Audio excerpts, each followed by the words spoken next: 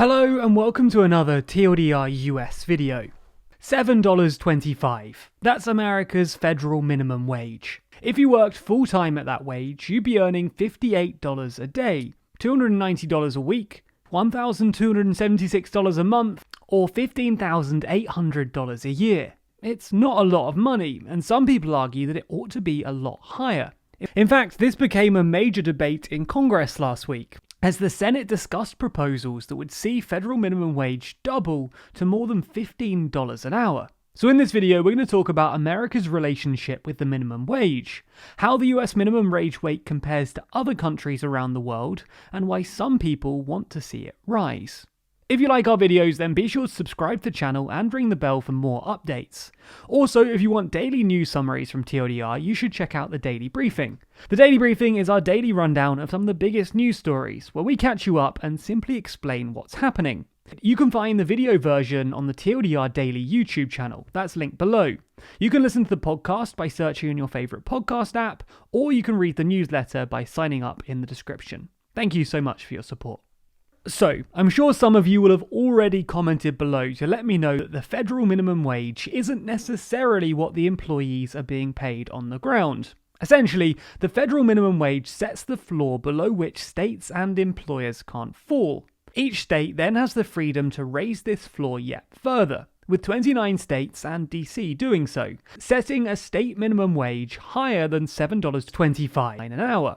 So, in which of these states are minimum wage workers earning the most? Well, the best place to be actually isn't a state. It's DC, where minimum wage is $15 an hour. Of the states, though, the top 10 are California, Washington, Massachusetts, New York, Colorado, Arizona, Maine, Connecticut, New Jersey, and Oregon, all of which have minimum wages set at above $12 an hour. Now, this obviously doesn't take into account things like cost of living or tax levels, which could cut into these higher pay rates. But broadly, these are the states where those earning the least are getting a little bit more. The bigger question, though, is why is America's minimum wage rate so low at the moment? And that's not a partisan statement either. Compare America with other developed Western nations and you can see how low $7.25 actually is. Australia and Luxembourg lead the way, paying $14.15 an hour.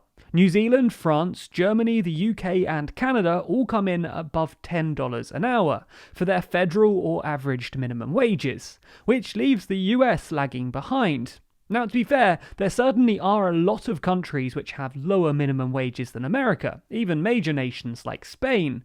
But when you compare them to their peers, America is looking a little stingy. Things actually get worse when you look at the minimum wage to average wage ratio, which compares the earnings of the average employee to minimum wage. Here you can see every developed country which has a minimum wage, and here's the US in last place.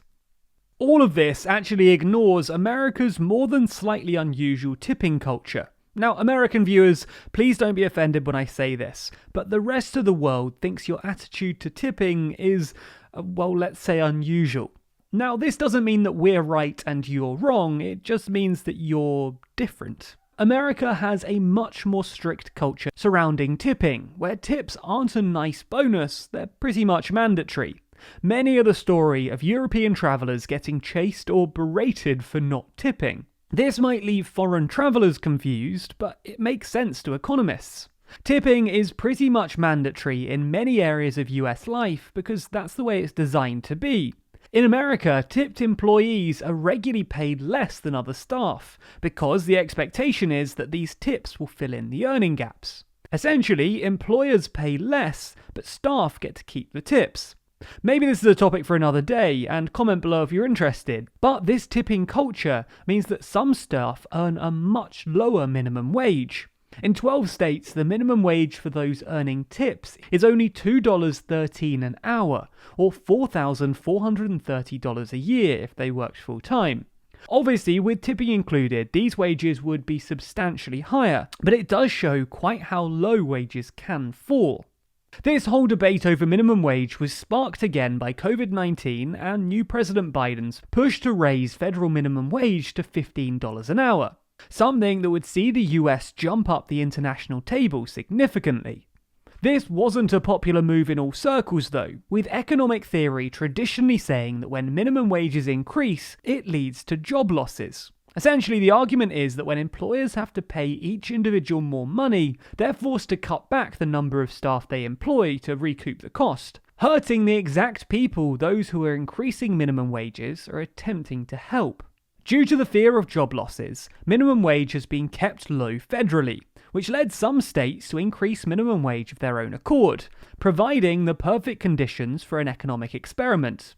With some states increasing minimum wage and others not, economists like David Card and Alan Kruger were able to conduct studies to see how employment was affected by wage increases. For example, they compared minimum wage jobs at fast food restaurants in New Jersey, a state which saw a minimum wage increase, with their neighbours Pennsylvania, who didn't.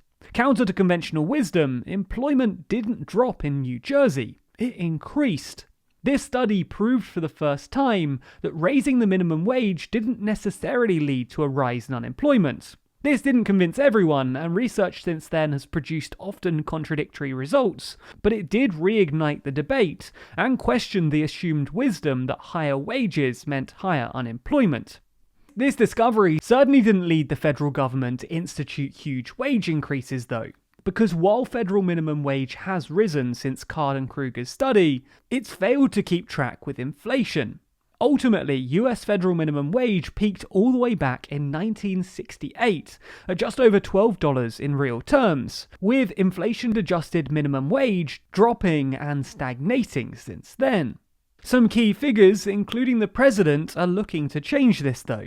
The Democrats' main argument here is that minimum wage is no longer sufficient to live off. What do they mean by this? Well, in a compilation back in 2020, Business Insider listed the last century of minimum wages in the US, along with the price of the average home. For example, the minimum in the late 50s was $1 an hour. To cover the cost of an average single-family home, you would have needed to work 11,900 hours. With the current minimum, you'd need to work 45,020 hours. Perhaps more significantly, assuming you're working full-time making $7.25 an hour, there's not an insignificant chance that you're going to fall below the poverty line. In 2017, the Government Accountability Office published a report which put the proportion of minimum wage workers who fall below that line at 20%. This, needless to say, isn't an ideal situation, so Democrats have made increasing this federal minimum wage a key pillar of their agenda. But what are Republicans saying? Well, as mentioned earlier, the main argument against a $15 minimum wage is that it could cost jobs. The nonpartisan Congressional Budget Office released a report which said that the proposed minimum wage increase, which would adjust minimum wage to $15 over the course of 5 years, would, by the end of the implementation period, have cost 1.4 million jobs, or about 0.9% of the workforce. However, the report did also note that 900,000 people would be lifted out of poverty. Now, as I mentioned earlier, other reports have produced differing estimates of how a federal raise would impact employment numbers. But this most recent one, looking specifically at $15, doesn't show a 100% rosy situation. Some conservatives have proposed alternative plans that raise the wage by less, in an effort to conserve overall jobs at the cost of lifting fewer people out of poverty. Senators Cotton and Romney, for example, have recently proposed gradually raising the federal minimum to $10 an hour. It's worth noting here that a state parliamentarian, who's basically in charge of making sure the Senate follows its own rules, recently stated that an attempt to include the $15 minimum wage in a coronavirus relief bill wasn't allowed under the current budget bill rules. That means that if Congress wants to increase the wage, be it to 10, 15, or any other amount, they'll have to do so some other way. And if Democrats can't use the budget reconciliation they're using on the COVID bill, it's likely they'll have to find enough Republican support to break the 60-vote threshold of a filibuster, a task that will, given everything, be no easy feat. Ultimately though, this kind of political battle is almost inevitable in the US. Remember this graph from earlier which shows how minimum wage has increased? Well, you'll notice a bunch of big bumps, rather than a slow upward trend. That's because every time the US wants to raise minimum wage, a new bill needs to be approved by Congress, meaning that it happens very rarely, recently going about 10 years before a big hike. This isn't the same in other countries, like France and Australia, whose minimum wages are tied to inflation and average salaries, and decided by an economic commission every year. These systems not only keep wages ticking up, but they also avoid some of the other big issues the US faces. By hiking wages infrequently, the US makes the problem of unemployment worse, forcing businesses to prepare for these random jumps and make instant huge decisions, rather than a slow incremental rise. So why is the US's minimum wage so low? Well, it's pretty much always been lower than other developed nations, but the system for making increases places all the power at the hands of politicians and not economic experts.